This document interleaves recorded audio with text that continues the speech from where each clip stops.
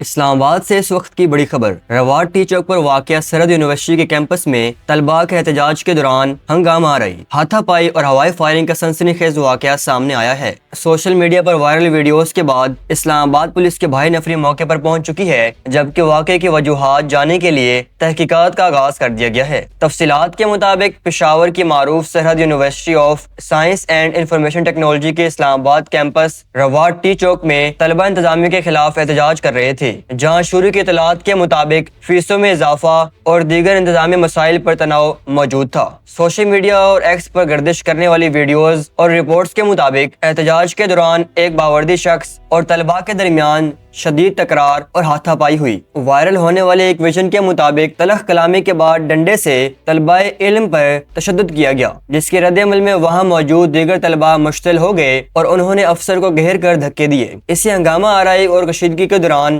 مذکورہ شخص کی جانب سے پستول نکال کر ہوائی فائرنگ کی گئی، جس سے یونیورسٹی کیمپس میں شدید بھگدڑ اور خوف و ہراس پھیل گیا۔ وائرل ویڈیوز میں ایک خاتون کو فائرنگ سے روکنے کی کوشش کرتے ہوئے بھی دیکھا جا سکتا ہے۔ واقعے کی اطلاع ملتے ہی اسلام آباد پولیس اور دیگر سیکورٹی اداروں کی بھاری نفری موقع پر پہنچ کر فوری طور پر سرحدی یونیورسٹی پہنچ چکی ہے اور صورتحال کو قابو میں لانے کی کوشش کر رہی ہے۔ صحافی ذرائع کے مطابق یونیورسٹی کے مرکزی انتظامیہ کو واقعے کی اطلاع فراہم کر دی گئی ہے اور معاملے کی اندرونی تحقیقات کی جا رہی ہے۔ خوش قسمتی سے ابھی تک فائرنگ کے اس واقعے میں کسی بھی طالب علم کے شدید زخمی یا جانی نقصان کی تصدیق نہیں ہوئی۔